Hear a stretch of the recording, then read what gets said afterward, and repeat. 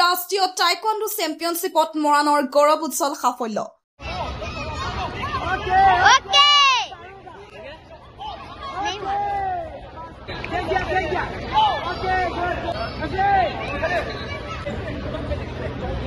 উৰিষ্যাৰ কটক জৱাহৰলাল নেহৰু ষ্টেডিয়ামত 2025 চনৰ 28 আগষ্টৰ পৰা 2 ছেপ্টেম্বৰলৈ অনুষ্ঠিত চতুৰ্থ সাব জুনিয়ৰ আৰু ছিনিয়ৰ ৰাষ্ট্ৰীয় টাইকোৱাণ্ডো চেম্পিয়নশ্বিপত মৰাণৰ ইনচেণ্ট টাইকোৱাণ্ডো একাডেমীৰ খেলুৱৈসকলে উজ্জ্বল সাফল্য অৰ্জন কৰি অসমক গৌৰৱান্বিত কৰে।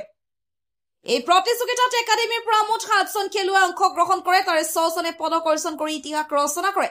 5জন খেলুৱৈ স্বৰ্ণ পদক আৰু 1জন খেলুৱৈ ৰূপৰ পদক লাভ কৰে। স্বৰ্ণ পদক বিজয়ীসকল ক্ৰমে ত্ৰিধান্যা বুঢ়া আণ্ডাৰ 18 কিলোগ্ৰাম, মহন্না Konwar under 32 kilogram, Ayush Konwar under 20 kilogram, সব Ahmed Hussain under 25 kilogram, Sania Ali under 35 kilogram, ৰূপৰ পদক বিজয়ী হেমলক্ষ্মী বৰা আণ্ডাৰ 24 কিলোগ্ৰাম। এই উজ্জ্বল সাফল্যই কেৱল মৰাণকে নহয় সমগ্ৰ অসমক গৌৰৱান্বিত কৰিছে। উপলক্ষে সোমবাৰে ইনচেণ্ট টাইকোৱাণ্ডো একাডেমীক এক বিশেষ অভিনন্দন অনুষ্ঠান অনুষ্ঠিত হয়। অনুষ্ঠানত পদক বিজয়ী খেলুৱৈসকলক অভিনন্দন জনোৱা হয়। অভিভাৱকসকলে খেলুৱৈসকলৰ মনোবল বৃদ্ধিত যোগদান কৰে আৰু একাডেমীৰ প্ৰশিক্ষক অনুৰাগ গগৈক উষ্ম অভিনন্দন জনোৱা হয়।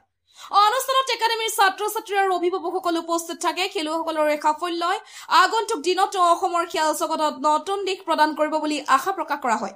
বহুত ভাল লাগিছে আমাৰ আৰু আপোনাৰ অসম হৈ গৈ যে আজি মানে 5টা গোল্ড মেডেল আমাৰ একাডেমীটোৰ পৰা আনিছে সেইটো আৰু বেছি ভাল লাগিছে। আৰু সেয়াই আৰু আজি 2 বছৰৰ পৰা মোৰ ছোৱালীজনী ইয়াত ট্ৰেইনিং লৈ আছে।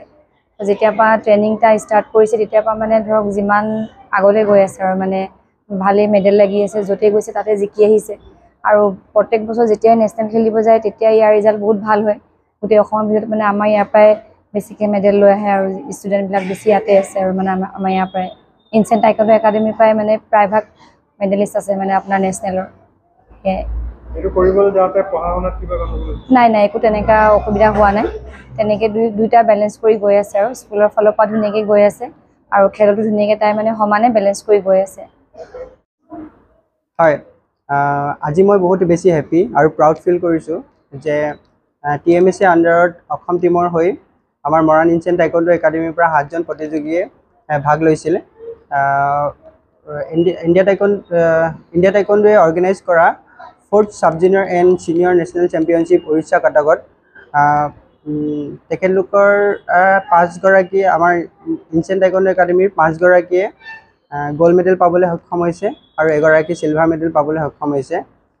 তেখেতলোকে এই মেডেল অৰ্জন কৰি অকল ইনচেণ্ট টাইকোৱাণ্ডো একাডেমীৰ লগতে নহয় যে মৰাণ অঞ্চলৰ লগতে অসমলৈও গৌৰৱ কঢ়িয়াই আনিছে।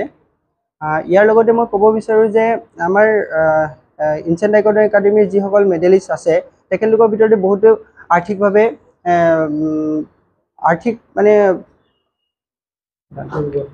আৰ্থিকভাৱে দুৰ্বল। তো যদি আমি তেখেতলোকৰ আৰু বেছি উন্নতি বিচাৰোঁ আৰু বেছি সফলতা বিচাৰোঁ তেতিয়াহ'লে আমাৰ স্থানীয় বিধায়ক বা যিসকল চৰকাৰৰ হেৰি আছে তো তেখেতলোকে আমাক যাতে অলপ সহায় কৰি কিনে তেখেতলোকক আৰু বেছি ওপৰত নিব পাৰে তো তেখেতলোকৰ সাহায্য বিচাৰিছোঁ। ইয়াৰ লগতে মই আৰু এটা কথা ক'ব বিচাৰোঁ যে আমাৰ মৰাণ অঞ্চলতে বহুত শাৰীৰিকভাৱে অক্ষম যিসকল ল'ৰা ছোৱালী আছে তেখেতলোকক মই বিনামূলীয়া কোচিং দিম বুলি মই এই চেনেলৰ জৰিয়তে এটা বাৰ্তা দিছোঁ যাতে তেখেতলোকে আজিৰ দিনত এনেকুৱা আছে ইণ্ডিয়া টাইকোৱাণ্ডোৰ যোগেদি পেৰা অলিম্পিক হয়।